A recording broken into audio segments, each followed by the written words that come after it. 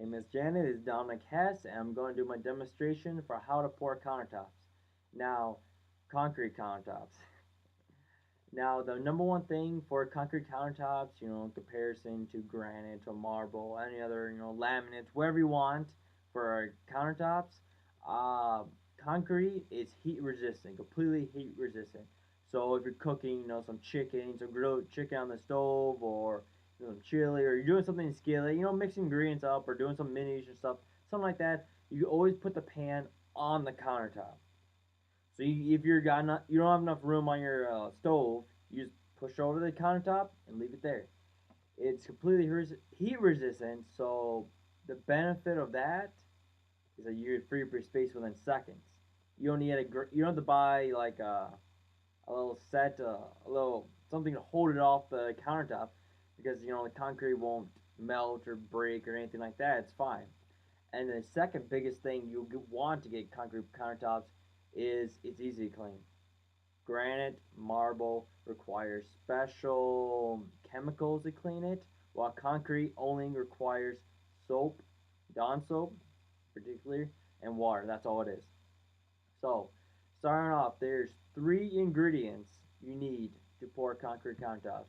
It's concrete powder, sand, and fiberglass. Fiberglass. Now, fiberglass is like they have feathers like feather fiberglass, and that basically what it does is substitute the rebar or mesh wire with that.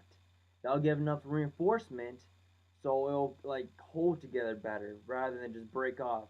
If you poured concrete without mesh wire, rebar, or any kind of reinforcement, it'll fall apart and break, within a few weeks. So that's why, when you pour anything else, you always put some kind of metal or steel in it to hold it. But fiberglass is the only thing that won't be sticking out. It won't be visible. You won't see it ever. So that's the benefit of having it. And so basically, you want to use MDF boards.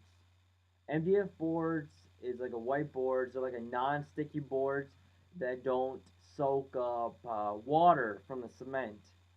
If you use, let's say, a 2x4, or, some kind of wood of that sort, the wood will soak up all the water from the cement and it'll leave gaps in it, such as little holes and everything.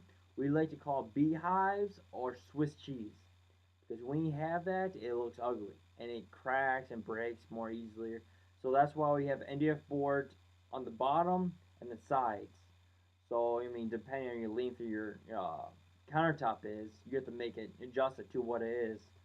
So there's also on the side there's online products that have cement like already pre-mixed with the fiberglass and sand and everything else. All you have to do is add water, but they give you the option to add into whatever color you need or want, particularly like blue, orange, gray, silver, black. They add those colors, but if you had to, make it yourself, you just add whatever color you want. Just do whatever color you want, and it looks very nice in my opinion. We did a black and white, so it came out like a marble look, and it was really sharp looking. I wish I had pictures to show you, but currently I don't. Um, you also would just need something to mix it with, like a hole or something like that, just to mix it around and everything. And you definitely need a trowel and a paint roller.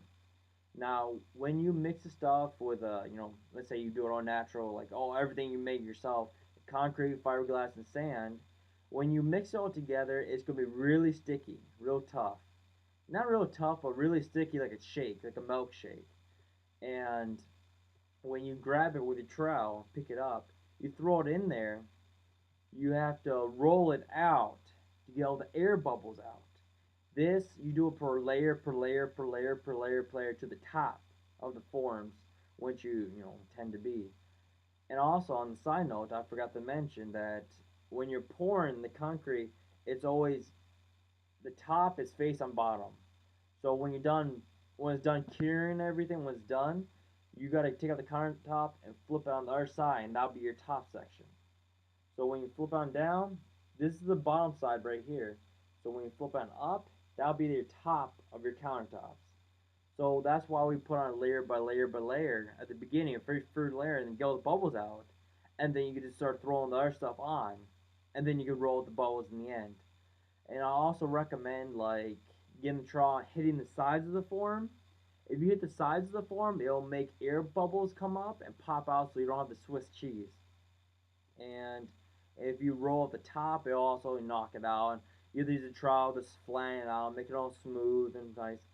It'll take about a whole hour, hour and a half, give or take. Depending on the size of your countertop, to actually pour it all in the forms and set it all up and everything.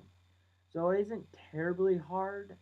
It just takes time, and it takes 3 days of curing time so it can actually form together. And once it forms, it's golden. And the best thing about this is the way I did it, or we did it, me and my aunt did it. When we rolled it all out, we found out that we don't have to sand it. So when you're done, like several other people would tell you, you got sanded, all that stuff. No, not the way we did it. The fiberglass forms it all, and we make it all soft and all the bubbles out, smooth as a baby. Other ways, so you put rebar, the mesh wire, you either come out, flip it over, and sand for like 8 hours straight for each piece. You sand the corners, sand the line, everything's perfect this way.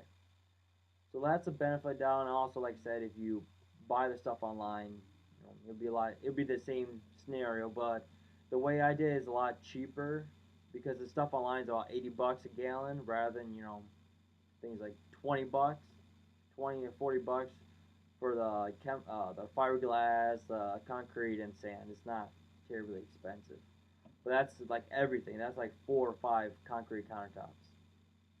So, like I said, it all depends on what you want and how long you want it is the question.